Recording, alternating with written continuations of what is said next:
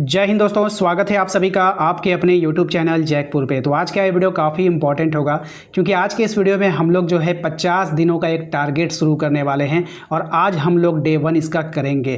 देखिए, इस वीडियो के माध्यम से हम जो है आप लोगों को परीक्षा की तैयारी करवाएंगे केवल 50 दिनों में। तो जो भी लोग हमारे चैनल पर पहली बार विजिट कर रहे हैं, सब्सक्राइब याद से कर लीजिएगा क्योंकि ये सीरीज आपकी छूटनी नहीं चाहिए। देखिए, इस सीरीज के माध्यम से हम लोग जो है history, geography, political science, economics, sociology, home science, Hindi elective, Hindi core, English elective, English core और ईटीसी में आपका कुछ एक्स्ट्रा टॉपिक भी आ जाता है जिसको हम कभी कभी बीच बीच में शामिल कर लिया करेंगे, जिससे आपका किसी का भी कुछ भी ना छूटे। और ये सारे टॉपिक आपको एक ही वीडियो में मिल जाएंगे, ठीक है। बार बार मैं अलग अलग वीडियो नहीं डालूंगा, एक ही वीडियो में सारा टॉपिक इसका कवर होने वाला है। केवल और केवल 50 दिनों में आपका बेहतरीन तैयारी होगा हमारे चैनल के माध्यम से।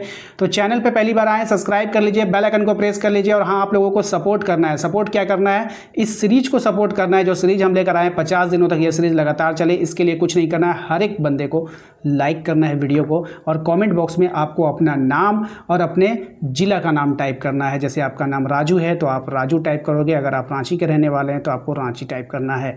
तो चलिए शुरू करते हैं। हम देखते हैं हमारा पहला दिन का पहला सवाल कहाँ से आ रहा है। तो हिस्ट्री से सबसे पहले हम लोग हिस्ट्री को लिए हैं और हिस्ट्री का ये रहा आपका पहला सवाल और इसका जवाब। सवाल है आपका कि हड़प्पा सभ्यता को सिंधु घाटी की सभ्यता क्यों कहते हैं। बहुत ही अच्छा सवाल है, एग्जाम में पूछा गया सवाल है और इम्पॉर्टेंट भी है।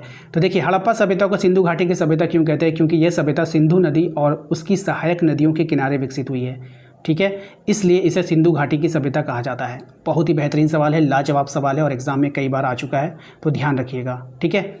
आइए अगले सवाल पे आते हैं। हमारा अगला सवाल है कि गोत्र से आप क्या समझते हैं। हिस्ट्री का ही दूसरा सवाल है। हिस्ट्री का ही ये दूसरा सवाल है कि गोत्र से आप क्या समझते हैं। देखिए, गोत्र किसी व्यक्ति या परिवार की वह पहचान है जो उसके मूल पूर्वज के नाम से जुड़ी होती है। ये वंश और कुल की पहचान बताता है, ठीक है। फिर से रिपीट कर रहे हैं, गोत्र किसी व्यक्ति या परिवार की वो पहचान है जो उसके मूल पूर्वज के नाम से जुड़ी होती है। ये वंश और कुल की पहचान को क्या करता है? बताता है, ठीक है। तो हिस्ट्री से हम लोगों ने आज 2 क्वेश्चन देख लिए हैं जो कि आज के लिए आपके डे 1 के टारगेट में था। आइए दूसरा लेते हैं हम लोग ज्योग्राफी से। ज्योग्राफी का जो पहला क्वेश्चन है आपका, देखिएगा, कर्तन और दहन कृषि से आप क्या समझते हैं। क्वेश्चन काफ़ी अच्छा है, इंपॉर्टेंट है और बहुत ही अच्छे लेवल का सवाल है और ये आपके एग्जाम में कई बार आ चुका है। तो कर्तन और दहन कृषि से आप क्या समझते हैं? देखिए, कर्तन और दहन कृषि वह पद्धति है जिसमें जंगल के पेड़ काटकर और जलाकर भूमि तैयार की जाती है तथा कुछ वर्षों तक खेती की जाती है। भारत में इसे झूम की खेती कहा जाता है। भारत में इसको क्या बोलते हैं? झूम की खेती बोलते हैं, ठीक है। दूसरा सवाल देखिए, दूसरे सवाल में आपसे बोला गया है, ज्योग्राफी का दूसरा सवाल है ये कि कुटीर उद्योग के 2 उदाहरण आपको बताना था। एक था आपका हथकरघा उद्योग, ठीक है, एक है आपका हथकरघा उद्योग, दूसरा है आपका हस्तशिल्प उद्योग, ठीक है।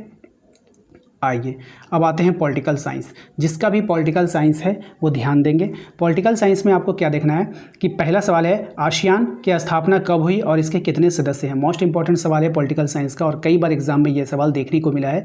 तो आप लोग प्लीज़ संयम बनाए रखिए और मैं बार बार कह रहा हूं कि अगर आप लोग सपोर्ट नहीं करोगे तो ये 50 दिन का टारगेट हम लोग पूरा नहीं कर पाएंगे।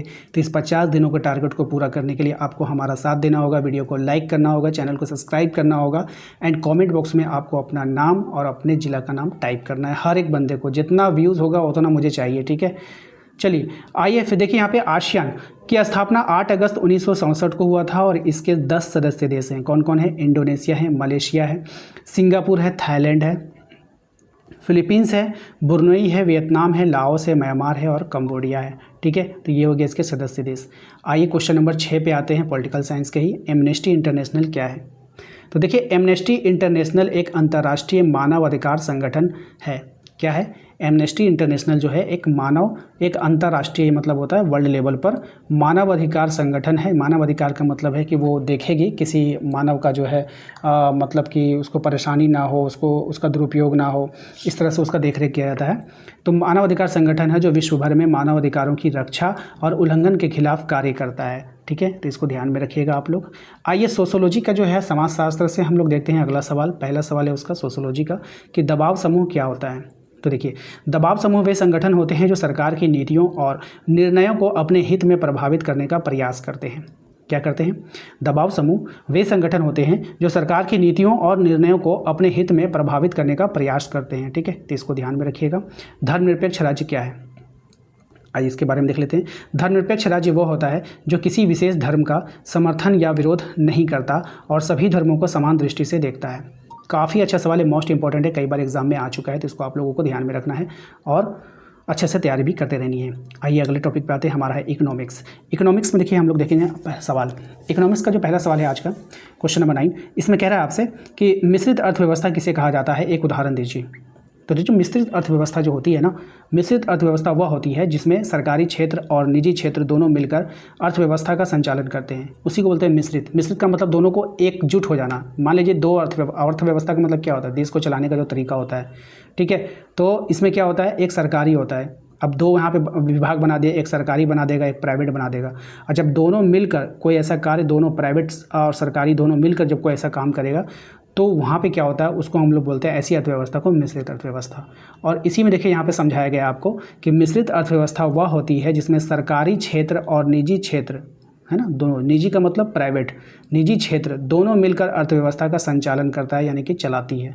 उदाहरण, भारत एक मिश्रित अर्थव्यवस्था है। उदाहरण में क्या है? भारत का जो अर्थव्यवस्था है एक मिश्रित अर्थव्यवस्था है। यहाँ की अर्थव्यवस्था को क्या होता है कि प्राइवेट और सरकारी दोनों मिलकर चलाता है। फॉर एग्जांपल आप देखोगे हवाई जहाज़ सरकारी भी चलती है और प्राइवेट भी चलती है। ठीक है, अब आप देखोगे पहले ट्रेन सरकारी होता था, अब ट्रेन भी प्राइवेट चलने लगी है। आप देखोगे बसें जो होती है वो सरकारी भी होती है, प्राइवेट भी होती है।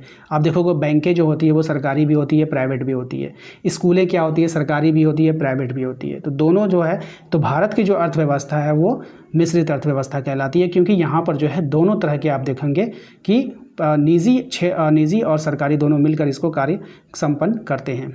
तो दोस्तों ये था हमारा आज का वीडियो, जिसमें हम लोगों ने हिस्ट्री, ज्योग्राफी, पॉलिटिकल, सोशोलॉजी और इकोनॉमिक्स के सवाल देखे। आज पहला वीडियो इसलिए मैं छोटा बनाया क्योंकि आज डे 1 है। इसके बाद जब डे 2 आएगा, डे 3 आएगा, तो लगातार आप लोगों को हर एक टॉपिक से वीडियोज़ मिलेगा। और जितना मैं आपको दे रहा हूँ ना, सब VVI, कहीं नहीं मिलेगा आपको ऐसे सवाल। ठीक है, तो आप लोग दिल लगाकर मेहनत कीजिए, पढ़ाई कीजिए, हमसे जितना हो पाएगा हम करेंगे, बस आप लोग अपना खुद का 100% दीजिएगा। ठीक है, तो चलिए मिलते हैं हम लोग नेक्स्ट अगले वीडियो में। बस जो आपसे मैंने मांगा है बस वो आपको करना है। चैनल को सब्सक्राइब कर लेना है, बेल आइकन को प्रेस करके रखना है ताकि नोटिफिकेशन आपके पास आए। इसके अलावा आपको कमेंट करना है, आपका अपना नाम, अपने ज़िला का नाम, और इस वीडियोस को प्रमोट करना है आपको, बस कमेंट करके। उसके बाद यदि आपने अभी तक हमारे व्हाट्सएप ग्रुप को ज्वाइन नहीं किया तो आप हमारे दिए गए नंबर पे एक मैसेज करके आप अपने व्हाट्सएप ग्रुप को ज्वाइन कर सकते हैं। साथ ही साथ मैं एक प्राइवेट ग्रुप भी चला रहा हूँ जिसका नाम है टारगेट ग्रुप। इसमें क्या होता है कि मैं जो जितने भी इंपॉर्टेंट्स PDF होते हैं वो उपलब्ध करवाता हूँ, और मॉडल पेपर हो गया, प्रीवियस ईयर क्वेश्चन पेपर हो गया, चैप्टर वाइज सॉल्यूशन हो गया, ऑब्जेक्टिव एंड सब्जेक्टिव दोनों आपको वहाँ पे मंथली वाइज करवाया जाता है। तो अगर आप लोग प्राइवेट ग्रुप में यानी कि टारगेट ग्रुप में जुड़ना चाहते हैं तो आप प्लीज़ हमें मैसेज कीजिएगा, हमारी टीम से बात कीजिएगा कि हमें जुड़ना है, तो वहाँ पर आपको वो लोग जोड़ने का काम करेंगे। ठीक है, मिलते हैं हम लोग नेक्स्ट अगले वीडियो में। Thank you.